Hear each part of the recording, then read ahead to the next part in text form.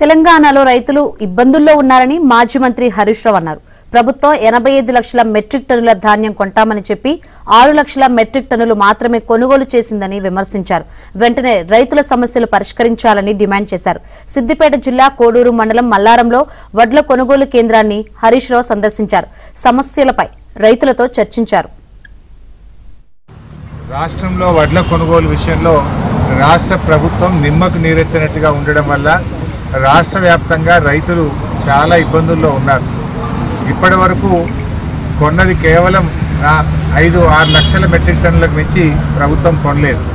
కొంటామని చెప్పిందేమో 85 లక్షల మెట్రిక్ టన్నుల వడ్లు కొంటామని చెప్పి అంతా 5-6 లక్షలకు మాత్రమే ఈరోజు రాష్ట్ర ప్రభుత్వం పరిమితమైంది. ఈ కొన్నదానికి కూడా ఇంకా రాష్ట్ర వ్యాప్తంగా దాదాపు 1400 కోట్ల రూపాయల బిల్లులు వడ్ల పేమెంట్ పెండింగ్లో ఉంది.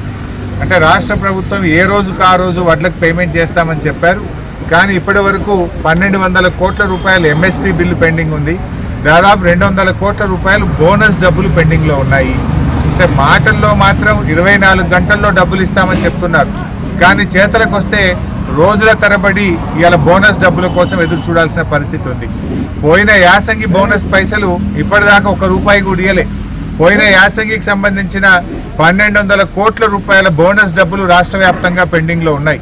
నేను రాష్ట్ర ప్రభుత్వాన్ని ఉత్తమ్ కుమార్ రెడ్డి గారిని డిమాండ్ చేస్తా ఉన్నా, పోయిన యాసంగి బోనస్ డబ్బులు వెంటనే విడుదల చేయండి.